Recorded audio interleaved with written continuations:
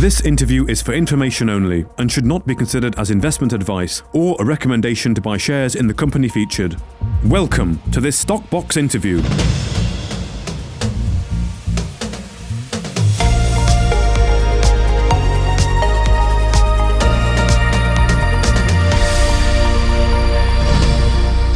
Hello, joining me today at Stockbox is Nick Tulloch, the CEO of Voyager Life.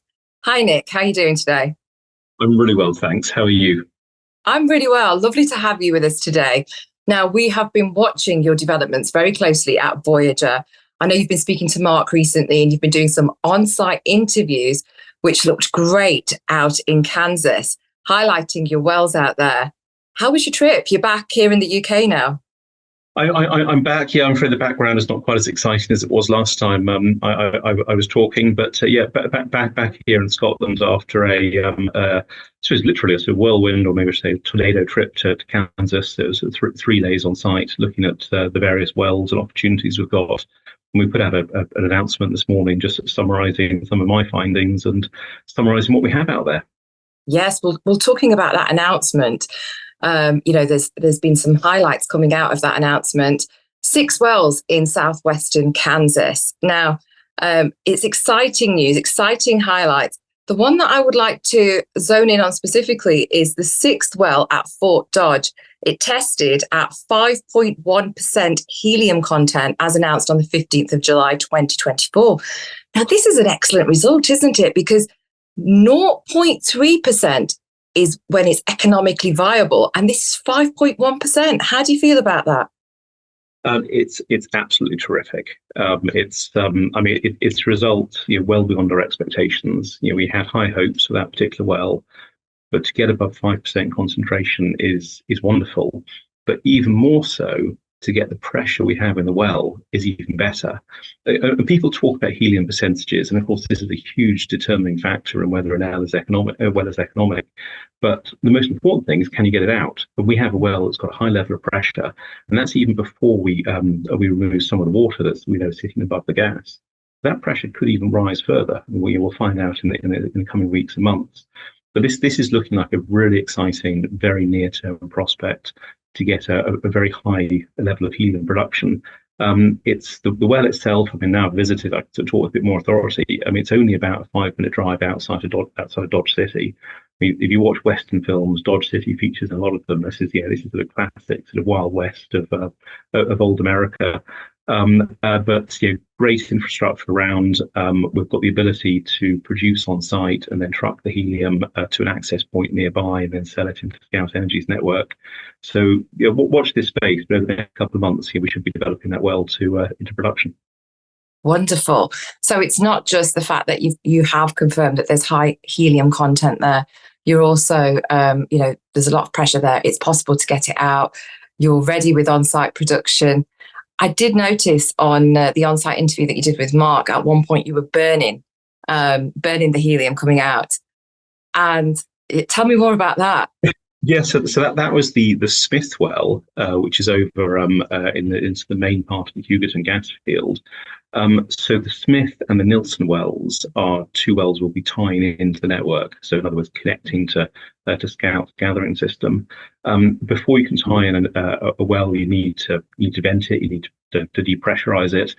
And so we thought we would sort of create a little bit of a Hollywood disaster moment of burning off the methane. And what you saw in the video was that methane being lit. Right. And the size of the flame, kind of proves the pressure. I don't know how well the sound came across in the video, but on site, I was probably standing sort of 50 feet away. You're getting the heat full in your face. You're hearing the rush of the gas, and it sounds like a jet engine taking off. Again, just proving the fact that we've got not only methane, and that's what you saw burning, but it's the pressure that really counts, and it's that ability to bring the gas to surface. Yes. And in the coming weeks, we'll have that Smith well tied in. It will go into production, and we will literally be selling and earning revenue from what comes out of the ground. Wonderful, wonderful. So, these are you mentioned this in the highlights that have come out today as well. 2 further wells in the process of being tied into the same infrastructure. You've also got 2 further wells in the Houghton North Play fracked and undergoing assessment is what you said in the highlights. When can we expect the results from there? So again, we'll know more in the coming weeks. So these are the wells we call Carter 1 and Carter 2. They're both about a mile apart. This geography, by the way, is totally new to me. I sort of orientate myself around a town called Garden City, which is over in the western side of Kansas. So the Carter wells are to the north of Garden City. Smith and Nilsson and Peyton, which I haven't spoken about just yet, is to the south. And then the Rost well is over further east towards Dodge City. So what we have in the north is relatively untapped potential. I mean, most of the activity in the Hugoton field, and the Hugoton field, by the way, it's around about 90 years old. It extends through Kansas, Oklahoma, and Texas. It's one of the biggest and best known gas fields in the world. So where we're drilling is an area that's been, literally tried and tested by many generations before us. We call it the North Play. So where we are at Carter, we call it the North Play. It's the northern edge of the field where there are reservoirs that haven't been fully exhausted or fully explored in the past. Fracking is fairly common in America. I mean, in the UK, it doesn't really exist. Both wells have been fracked. I was actually fortunate to be on the site for the frack of Carter 2. And we went with a fairly gentle frack. And the reason for that is that we know there's water around. What you really don't want to do is to burst into the water zones, and then you get a well full of water, and that will inhibit the gas coming up. So it was a deliberately gentle frack. It only took a couple of hours, and now we're in the process of cleaning up the well and working out what the flow rate's going to be. So those will be a little bit behind time in terms of Smith and Nilsson. That's sort of the next big news where we get those tied in. And then the Carter wells, we should find out in due course. Well, lots of great news and interesting developments happening with the project out there. But out of the 6, which wells will you be focusing on first?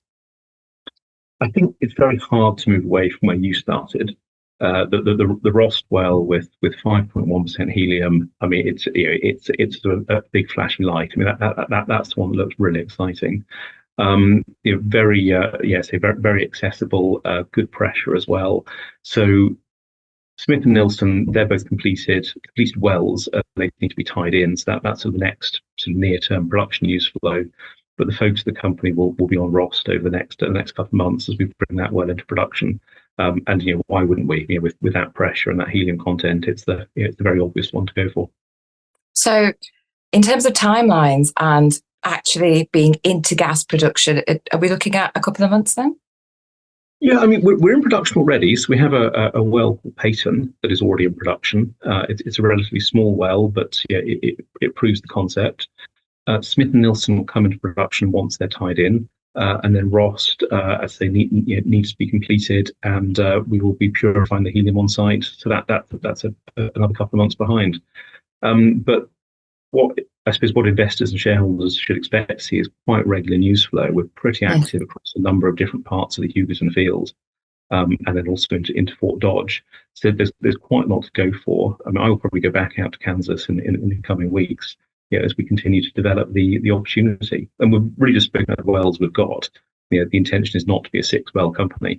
Clearly, the intention is to continue to drill more wells as we determine where the opportunities are.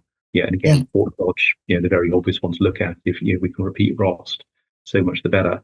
But what we're doing elsewhere around the Smith and Nilsson wells, the investors should expect to see more activity there too. So when can we expect to see value generation for shareholders? Well, hopefully reasonably soon. I mean, we're demonstrating that we've got geology, and maybe geology that works. But most importantly, we've got infrastructure. All of our wells are within an hour's drive of Jayhawk gas processing facility. This is a facility owned by Scout Energy, and according to them, processes 5% of the world's helium. So, I mean, literally, we've got 5% of the world's helium being processed in the region we're operating in. We have a facility that's currently under capacity and looking for more production. What we can produce, we can send to Jayhawk. The pipelines exist, the facility exists, the infrastructure is in place. This is, for me, a very unusual natural resources play. Whereas in the past, I've looked at opportunities, quite literally in the middle of nowhere, which may be great opportunities, but you've got to get the resource out of the ground, you've got to process it, you've got to get it to market, you've got to sell it. Well, that's all on the plate for us. The gathering system is there. The processing facility is there. We have a really good relationship with Scout. I met them at the facility. I did a tour of the facility. I also met them again in Denver, where they're based, in Dallas, beg your pardon, where they're based. So there's a good, there's a good working relationship between the companies. And as we continue to expand, we know we have a ready and willing taker of our production. Wonderful, Nick. Well, thank you so much for joining me today at Stockbox. It all sounds very exciting, and looking forward to continuing to follow your journey and follow the up-and-coming developments over the next few weeks here at Stockbox. Well, thank you so much. Thanks for your time this morning. If you enjoyed this interview, then give us a thumbs up, a like or a retweet. Subscribe to us on YouTube or follow us on Twitter, and hit that notification bell to be the first to know when we release new content. There's loads of great content on our website too, across all our programs at stockboxmedia.com. Thank you for watching.